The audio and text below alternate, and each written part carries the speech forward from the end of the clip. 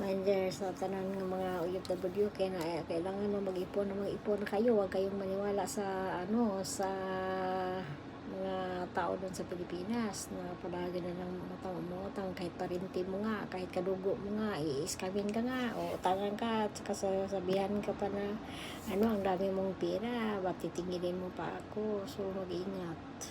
Hindi ba nila alam na ang hirap mo maghanap ng pera dito sa ibang ibang nasyon? Alam ba ninyo, kahit kadugo mo nga, scammer.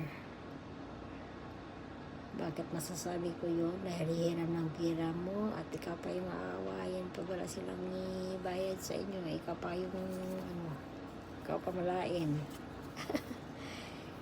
Ikaw pa yung masama. Yan. Tapos pag uwi mo doon sa pamilya mo, alam ba ninyo, minsan masasabi pa yun na abroad ka galing, walang pera.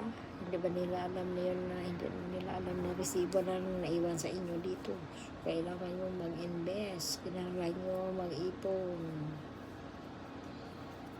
Yan. Dahil marami na yung nakaranas ng pag-uwi sa Pilipinas. Wala, zero sila. Kahit yung natutulungan nila, natabangan nila, na nakaangat ng buhay, nakapagtapos ng pag-aaral, hindi na nga sila nakilala. Kahit singkong duling, hindi na yung babalikan sila, hindi na sila mabigay. Ikaw pa yung masama. Yun talaga. So, kailangan natin mag-ipon, mag-ingat tayo sa mga tao na gusto lang ng pera natin. Yun, mag-ipon tayo kahit kunti lang. Yun, pag mo na kaya magtrabaho, so may naipon ka na, may napundar ka na. Yun talaga.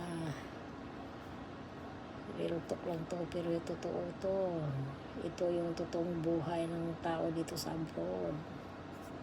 Ikaw pa yung masama. Pag uwi mo na wala kang pera, masama ka. Tapos yung mga parente mo na yung mga kadugo mo na hihiram ng pera sa'yo at sabihan mo na wala. Kulang nga yung pera mo. Tatrabaho ka pa, pero may may nakabuking na.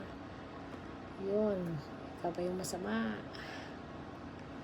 Kasi kapag galing mo sa Pilipinas, kahit piso, wala nga silang pinabawon sa inyo.